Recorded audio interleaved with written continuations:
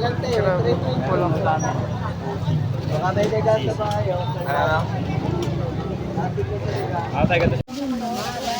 Hashtag. Basa. 200. Astig yung baby spread. 250, 280. There's more. Tao? Ano?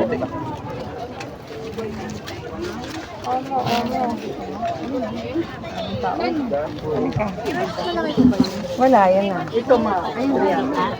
Kaputok ba yun? O nagbabaril na sila? Puta.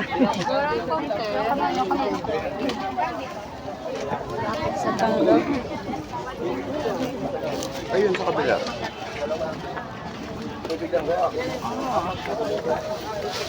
Ang tao. Kaya ba sabi, hindi mo umulan? Yung mga bulaklak yun. Pinubuhosan nila. Gawin ng bet. Masyadong sinela. Nabasa na?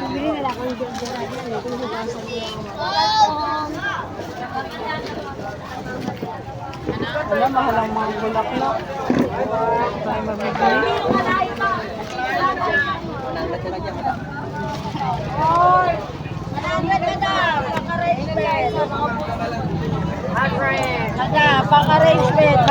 Magkano po yung ganyan? Depende po. Eh, yun yung ano, plain lang. Display mo ulit to. Ano ba yung ginawa mo? Yung plain lang na ganyan yung maliit, magkano? Oh, ito. Oo. 40. Ano yan, di battery? Opo. Ah, sige po. Ay, kapit.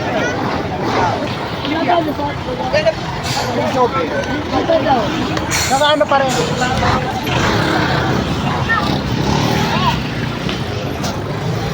Ano tayong mabiling bulaklak? Ang mahal.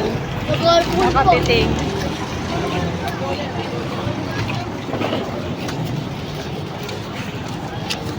Grabe pa rin tao kahit mahal. Kailangan bumili ng bulaklak.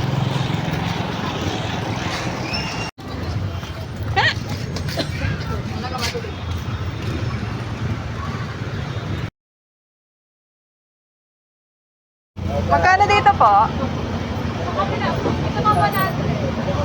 Sa kabila yan. Saan po? Lahat to? Mga 500.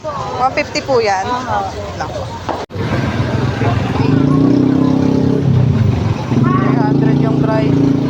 Magkano po dito? 350. 350. Tingin tayo sa iba. Repolyo ginawang bouquet. Ano ito, repolyo? Gabi daw? Ano daw? Cabbage. O, di repolyo nga. In English pa niya. Si ate girl lang English. Dali. Dahil sa mahal ng repolyo, ginawa ng bouquet. Oh. Repolyo. Ang cute. Yung minasal. Yan, 300 daw. Pero fake yung iba. Ito lang yung tunay, no? Ito, 300 basket. 300. Isang baso. Magkano yung ganyan yun, ah? 700 po. 700 na. Yun, ganun, mas mahal. 900. 900. Etong ganito mo, magkano? 300 to. Ah, 300 din. 250 po yung nasa taas. Ah, okay. Magkano sa dito? Ano na po sa ganito? Magkano po sa ganyan? Ito po? Oo. May isang tower po? Oo. 350 po mo. Tapos itong isa? 200. Thank you. Ayun guys, ito yung nabili naming bulaklak. Yung naka-basket na ganito, iba-iba. Pero ito 300 ang kuha namin. Bukas to ay mas mahal na siya. Tapos ito naman, ganda rin. Paso siya na maliit. Ito naman ay 150. Siyempre bukas iba na rin yung price niyan. Ganun talaga, di ba? Tapos ito din, 150. So yung nakaganda lang yung ganito. Oh. Ito rin. 150. Grabe ng mahal ng bulaklak. Sigurado pati bukas. So, mas mahal pa. So, ayan lang guys. Para may idea kayo ng prices.